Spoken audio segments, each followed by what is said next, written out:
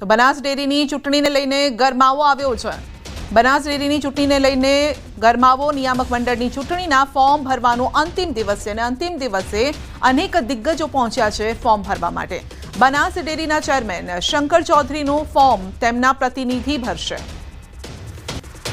વધુ અપડેટ મેળવીશું સંવાદદાતા કિશોર પાસેથી। જી કિશોર, બનાસ ડેરીની ચૂંટણીમાં ગરમાવો જોવા મળી રહ્યો છે, શું અપડેટ? ચોક્કસથી સંધ્યા, એશિયાની સૌથી મોટી બનાસ ડેરી ચૂંટણીને લઈને અત્યારે રાજકીય ગરમાવો જોવા મળી રહ્યો છે। આજે બનાસ ડેરીના નિયામક મંડળની ચૂંટણીના ફોર્મ ભરવા માટે આજે અંતિમ દિવસ છે અને અંતિમ દિવસો જે દિગ્ગજો છે તે ફોર્મ ભરવા માટે પહોંચી રહ્યા છે।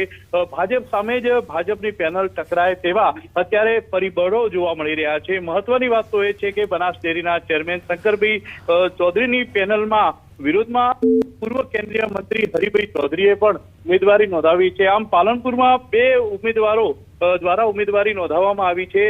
તો આજે વાઇસ ચેરમેન ભાવાભાઈ રબારીએ પણ અમીરગઢથી પોતાની ઉમેદવારી નોંધાવી છે અને સાથે જે ડિરેક્ટર છે તે બિનહરીફ થયા છે। જ્યારે ધાનેરાના વર્તમાન ડિરેક્ટર જોઈતાભાઈ પટેલે પણ આજે ઉમેદવારી પોતાની નોંધાવી છે। તે ઉપરાંત વડગામ બેઠક ઉપરથી સદ્યા માર્કેટયાર્ડના પૂર્વ ચેરમેન કેપી ચૌધરીએ પણ ફોર્મ ભર્યું છે।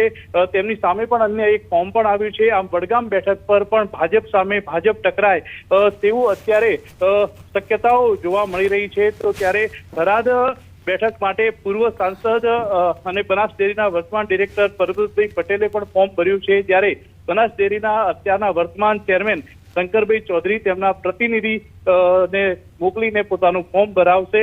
આમ ખાસ કરીને જે છેલ્લો દિવસ છે ત્યારે ભાજપ સામે ભાજપની જ પેનલ ઊભી થવાની અત્યારે તો શક્યતાઓ જોવા મળી રહી છે। સંધ્યા, જી આપનો આભાર।